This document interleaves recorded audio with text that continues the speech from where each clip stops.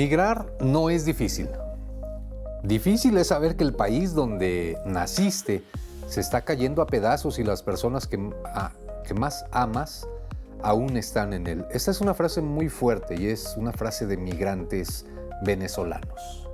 ¿Qué tal? Muy buenas noches, soy Ernesto Méndez Jaramillo y a nombre de todo el equipo que hace posible esta transmisión me da muchísimo gusto dar la bienvenida a nuestra comunidad migrante que diariamente nos sintoniza a través de nuestra multiplataforma por el 4.2 de TV4 y también a toda la gente que nos ve allá en los Estados Unidos y el sur de Canadá a través de la señal de Canal 22 Internacional.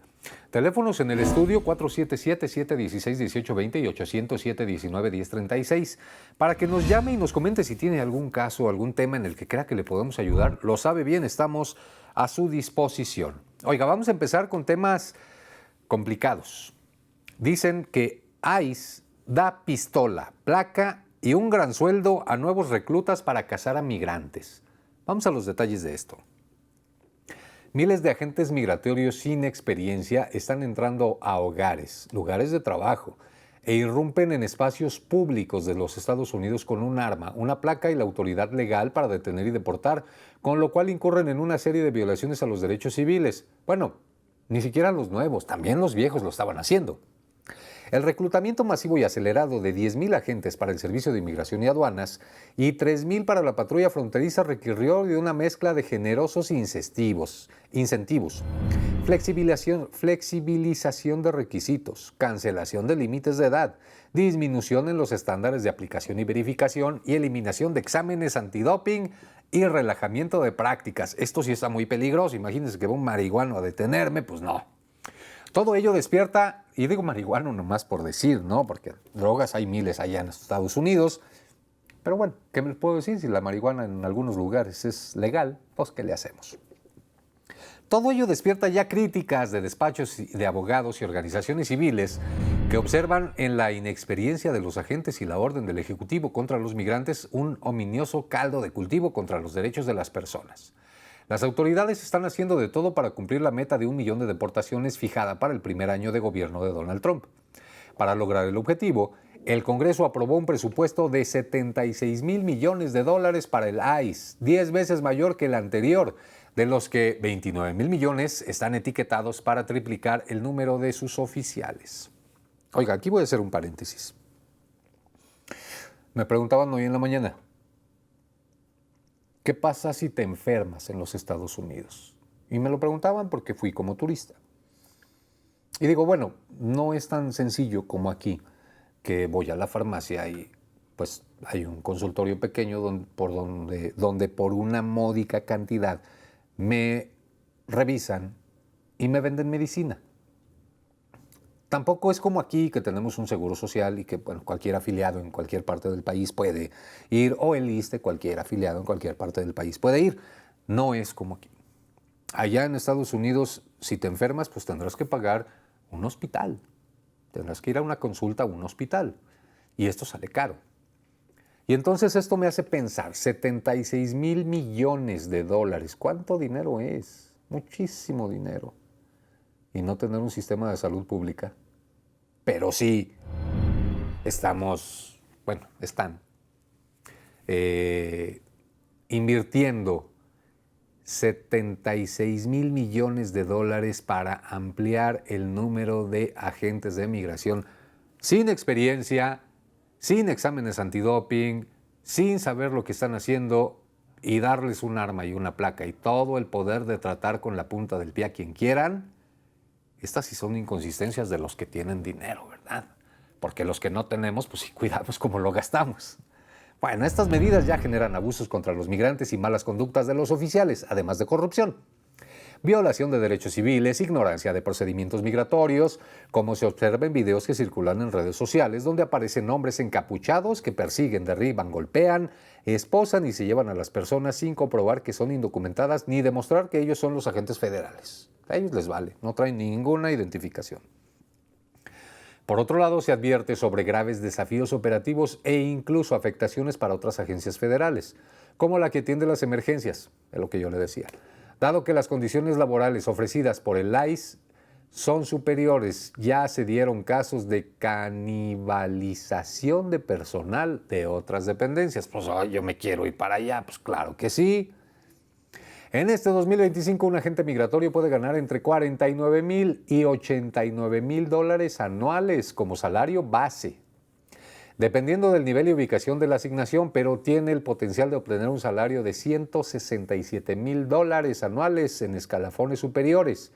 Traducido en moneda mexicana, los nuevos cazadores de migrantes reciben entre 76,000 y 164,000 pesos al mes. Obviamente allá gastan en dólares, pero es una la nota. Además del sueldo base, pueden recibir pagos adicionales por horas extras y bonos de contratación de hasta 50,000 dólares, así como beneficios como seguro médico y planes de jubilación, más los bonos por número de migrante detenido. Entonces, imagínense la nota que se están metiendo. Imagínate esto, estás en tu cafetería local cuando agentes federales entran con sus placas en mano, buscando a alguien. El agente al mando se acerca a un cliente, le exige una identificación y en cuestión de minutos, la persona ya está esposada. Lo que no sabes es que hace 3 meses este agente trabajaba en una tienda al menudeo, describe la firma de abogados de migración Solo. Él se llama Hartnett y Galván. Bueno, el despacho que está ubicado en la ciudad de Filadelfia continúa. Pues el agente nunca había realizado un arresto, nunca había manejado un enfrentamiento tenso, nunca había testificado en un tribunal. Su conocimiento completo de la ley de migración, una de las áreas más complejas de la política federal, proviene de un curso intensivo de 13 semanas. Así, vámonos. De esta forma, los abogados alertan sobre los riesgos de sus posibles clientes, que no solo son personas sin papeles o con procesos en trámite, sino incluso viajeros con todo en regla, porque una de las premisas es que los representantes de la ley pueden no conocer la ley que están aplicando. Cuidado, híjole, eso está bien feo. A uno como ciudadano en cualquier país del mundo, lo primero que le van a decir es: el desconocimiento de la ley no te exime de la obligación que te da esa ley. Y es una máxima en cuestiones de leyes en todo el mundo. El hecho de desconocer la ley no me exime a mí de la responsabilidad que me da esa ley. Porque a estas personas que no saben, que no conocen la ley que están aplicando, a ellos no les pasa nada. Porque siendo Estados Unidos el país de las oportunidades y de las demandas, pues esa pregunta me la hacía yo cuando estaba allá. Puedo, si me detienen y me detienen arbitrariamente y me empujan y me golpean y me arrastran por el piso y luego me llevan detenido y me hacen perder tiempo, me hacen perder energía, me hacen perder hasta la dignidad por la manera en la que me van a tratar, y después resulta que no soy un migrante indocumentado, que soy un turista con todos mis papeles en regla, solamente me van a decir: usted disculpe, y yo me tengo que quedar con los brazos cruzados o los puedo demandar. Pero resulta que como va encapuchado, no puedo saber ni siquiera a quién estoy demandando. Porque no puedo decir: es que era un hombre blanco de 1,80 con los ojos azules y me hablaba en inglés. Pues no. Entonces, sí, se están protegiendo de su desconocimiento, de su ineptitud, y todo esto lo está protegiendo el propio presidente Donald Trump.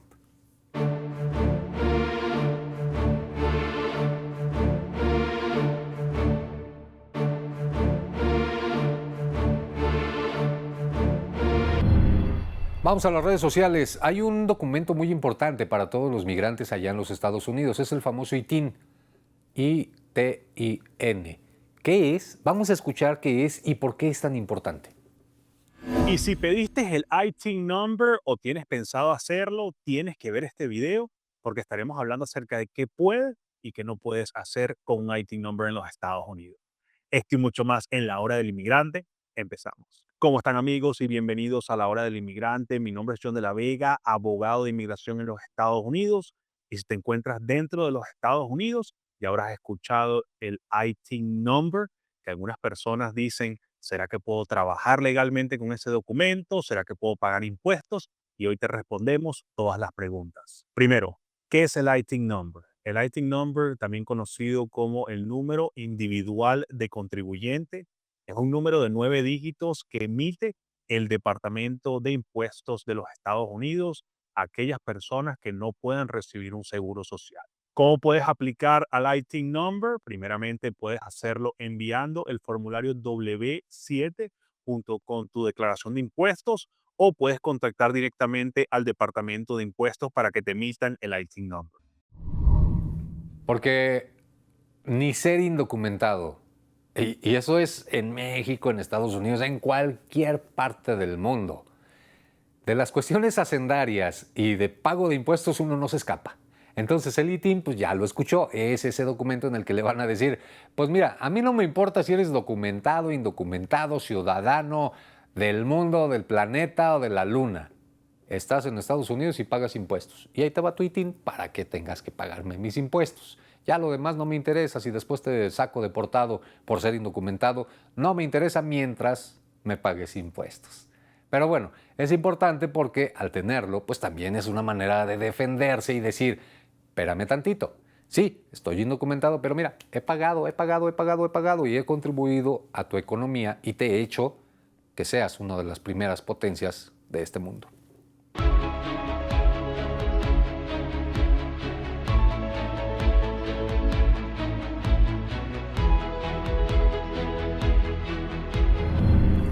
Oiga, pues vamos a continuar.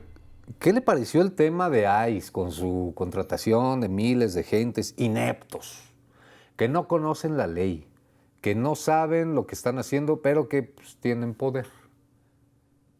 Pero ¿para qué nos vamos tan lejos? ¿Qué le parece si ahora hablamos de México? Porque tenemos una dependencia muy similar, muy similar. Se llama Instituto Nacional de Migración. Resulta que este Instituto Nacional de Migración ha negado permisos a migrantes y la única opción que tienen ahora es regresar a Tapachula. Yo le he comentado durante estos días que hay unas caravanas que han salido que ya no quieren llegar a Estados Unidos. Quieren ir a la Ciudad de México caminando para regularizar su situación migratoria porque en Chiapas no les dan una respuesta positiva. Pues muchos de ellos ya llegaron a la Ciudad de México, duraron meses. El Instituto Nacional de Migración está peor que el ICE de Estados Unidos. Le voy a dar la comparación. En Estados Unidos el ICE le dice, no eres un migrante con documentos, no tienes una situación regular en mi país, te voy a detener y te voy a deportar. Te voy a mandar a México porque entraste por ahí, a tu país porque soy de buena onda, o a un país del lejano oriente porque eres un peligro para mí. Pero te voy a sacar de mi país. En México no. En México todavía que les niegan el permiso, les niegan la regularización. No te puedo dar el permiso, pero salte. Ahí a ver qué haces allá afuera. No te voy a mandar a tu país porque no tengo dinero para eso. No te voy a mandar al país cercano por donde entraste, que es Guatemala, porque tampoco tengo dinero para eso. Y tampoco me voy a meter en broncas con Guatemala. Y mucho menos te voy a mandar a un país del lejano oriente, porque si no tengo para mandarte a tu país, menos para otro país, ¿no? Entonces, ¿qué prefiero? Pues sacarte de la oficina y decirte arreglártelas como tú puedas allá afuera. Nada más acuérdate que no tienes derechos. No tienes permiso para trabajar, porque yo te lo negué. No tienes un permiso o un documento oficial que te permita rentar una casa, porque yo te lo negué. Pero salte allá afuera y de allá para de afuera, de la puerta para afuera, ya no eres mi problema. Espérenme, sí, son su problema, son el Instituto Nacional de Migración. Y todos estos migrantes, pues, ¿qué hacen? Pues se tienen que regresar a Tapachula, porque ya conocen cómo se mueve la cosa en Tapachula. Ya mínimo llevan unos meses o años allá varados y pues ya se la saben, ¿no? De sufrirla en Tapachula a sufrirla en Ciudad de México, que cuidado con esa ciudad, pues mejor se van a Tapachula. Vamos con los detalles, ya me alargué mucho con esto, pero vamos con los detalles. Resulta que la caravana que permanece en Mapastepec denunció que las autoridades del Instituto Nacional de Migración no les han ofrecido una respuesta concreta sobre permisos o documentos que regularicen su estancia. Los migrantes informaron que llegaron elementos del Instituto Nacional de Migración, quienes únicamente les indicaron que regresen a Tapachula, pero solo aquellos que cuentan con un proceso de la Comisión Mexicana de Ayuda a Refugiados, o la Comar. No nos ofrecieron un permiso, si lo hubieran hecho, todos lo aceptaríamos. No buscamos una visa, sino que nos permitan continuar nuestro trayecto hacia el centro del país con un permiso, así lo dijeron. Durante la noche un grupo de migrantes mantuvo comunicación con personal del Instituto Nacional de Migración, pero la única instrucción recibida fue: regresen a Tapachula. Actualmente el grupo se encuentra en Mapastepec y espera alcanzar Pijijiapan el jueves por la madrugada, ya que no desean regresar a Tapachula. Algunos decidieron volver en combis a Tapachula tras recibir la promesa de que ahí, ahora sí, podrían obtener una visa o un permiso temporal. Sin embargo, la incertidumbre persiste, pues quienes no tienen ningún proceso en curso no han recibido orientación ni documentación que respalde su estancia en México. Cabe destacar que en el grupo permanecen 705 personas, 15 de nacionalidades, de las cuales más del 60% son cubanos, según un listado proporcionado por los propios migrantes, porque el Instituto Nacional de Migración no tiene conocimiento de esto. Entonces, pues es cuando yo le hablaba de ineptitudes, y esto es que estos elementos de acá, del país, ya tienen rato trabajando en el Instituto Nacional de Migración. Pero si no conocen la ley y no la conocieron cuando golpeaban gente bajándolos del tren, cuando los encontraban en caravanas, cuando se comportaban como unos verdaderos animales, ¿usted cree que la van a conocer ahora para hablar sobre permisos migratorios, sobre visas, sobre regularizaciones? No, hombre, no la tienen y no la tendrán porque tampoco al gobierno mexicano le importa.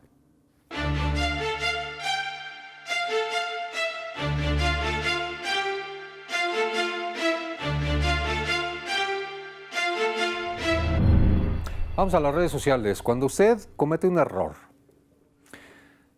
pues siempre es importante pedir perdón, pero en Estados Unidos no es así. Hay veces que el perdón no es para todos, el perdón migratorio, estoy hablando del perdón migratorio, uno se puede equivocar donde quiera y siempre hay que pedir una disculpa. Pero en los Estados Unidos el perdón migratorio no es para todos y no siempre es necesario. Vamos a escuchar cuáles casos sí y cuáles casos no. No en todos los casos se debe pedir un perdón migratorio, pero muchas personas caen en estafas porque el abogado o asesor les dice que para tener una residencia o una visa de turismo deben primero pedir un perdón. Antes de continuar, recuerda guardar este video. El perdón migratorio es un proceso delicado, pero el que lo tengas que pedir o no va a depender de lo que cometiste. Y te voy a poner el ejemplo más común. Muchas personas llegan a nuestra oficina con sus visas canceladas porque trabajaron con visa de turismo. Algo que no les recomiendo a nadie y que por demás es ilegal. Por hacer esto, te pueden colocar un castigo de 5 años. Entonces, en este caso, ¿debes pedir un perdón para que te den otra visa de turismo? Lo que debes hacer es esperar los 5 años de castigo para luego volver a solicitar un nuevo visado. Pero ojo, ya te cancelaron un visado y en tu nueva solicitud debes demostrar que tienes suficientes arraigos en tu país y mucho mejor condición económica. Es decir, que ya no tienes la necesidad de trabajar en los Estados Unidos como lo hiciste antes. Si te interesa que evaluemos tu caso, déjame un comentario con la palabra información. Bueno, ya lo escuchó.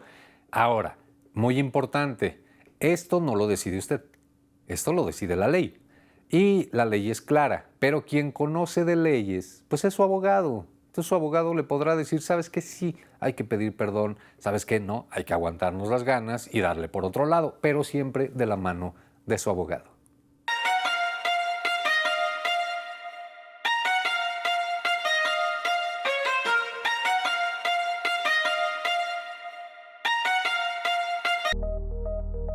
En Migraciones, todas las historias cruzan fronteras para llegar hasta ti. Te invitamos a esta travesía digital. Ahora nos encuentras en las redes sociales oficiales de TV4. Facebook, Noticias TV4. Y en YouTube nos encuentras como TV4 Guanajuato Oficial. Migraciones. Oiga, pues seguramente se acuerda que le platiqué ayer o antier, no recuerdo qué día, sobre estas ambulancias que estaban siendo utilizadas para cruzar migrantes en la frontera México-Estados Unidos. Muchos de ellos pues, cruzaron sin ningún problema y luego dicen que ya no hay cruces. Bueno, pues resulta que ya desmantelaron la red que usaba las ambulancias falsas para cruzar migrantes a los Estados Unidos. Fue así de rapidito.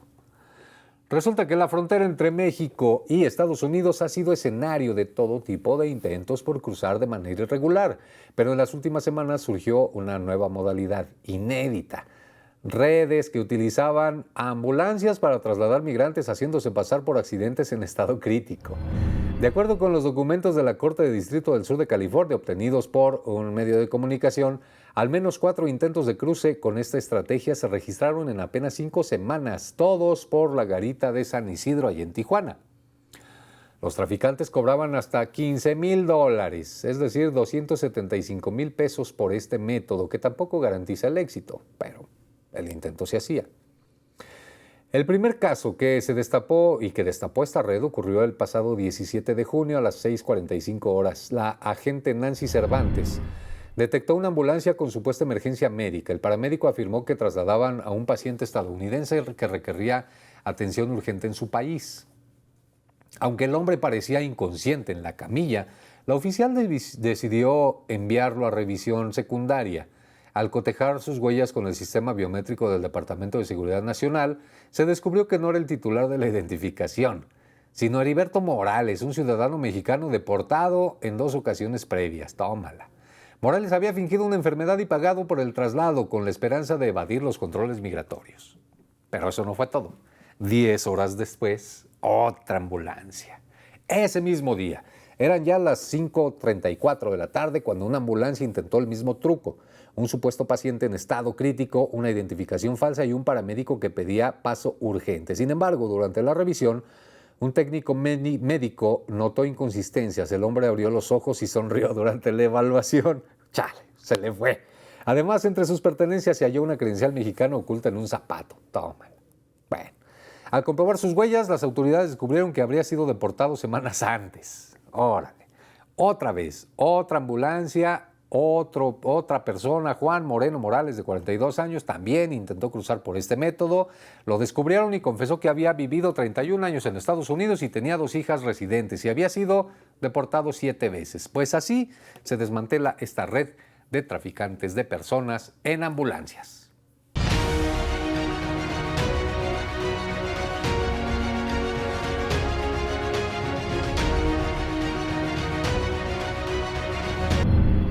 Vamos a las redes sociales. Se ha escuchado mucho que los agentes de ICE están en las cortes para detener saliendo de la corte a los migrantes. Bueno, un consejo que dan los abogados es que elija dónde presenta su caso de migración.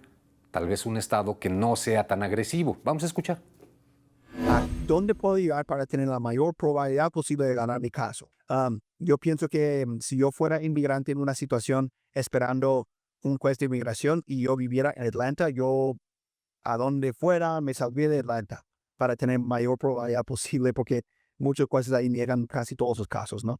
Pero sí, es un poco difícil. Ahora, hay muchos que me hacen la pregunta porque mi oficina principal está en Utah, aunque tengamos representación y abogados por todo el país. Y muchos dicen, pues yo lo que voy a hacer es mudarme a Utah porque sé que los jueces aprueban los casos de asilo en Utah. Los jueces en Utah son estrictos. Ellos aplican la ley tal cual. Lo que pasa es que tampoco se dejan llevar por la política. No les importa si es Kamala Harris, si es Donald Trump, si uno es republicano, demócrata, no les importa. Ellos lo que van a hacer es tomar la decisión de acuerdo con lo que dice la ley y los hechos de tu caso. Yo diría que son jueces muy justos y me han negado muchos casos de asilos de Centroamérica, de México, porque pues también están aplicando la ley tal cual. Eso de que realmente debes mudarte a otro estado para escoger el abogado, el juez que tú quieres tener, sí, puedo decir que es una estrategia. Este es un tema importante, dónde presentar mi caso, pero también hay que saber cómo checar el estatus con un abogado. Es importante esto porque así podemos saber qué oportunidades tenemos si somos indocumentados. Siempre se lo he dicho, el abogado es el que mejor nos va a asesorar. Vamos a escuchar. Si eres inmigrante sin papeles viviendo en Estados Unidos, necesitas escuchar esto porque puede que haya un permiso de trabajo para ti. Soy Sofía Rivera de Dino Law Abogados, la firma que ha ayudado a más de 100,000 inmigrantes a arreglar papeles. Nosotros creamos un sistema en el que en menos de 10 minutos te dice si tienes opciones de arreglar papeles o no. Lo único que tienes que hacer es marcarnos al 657-279-5506.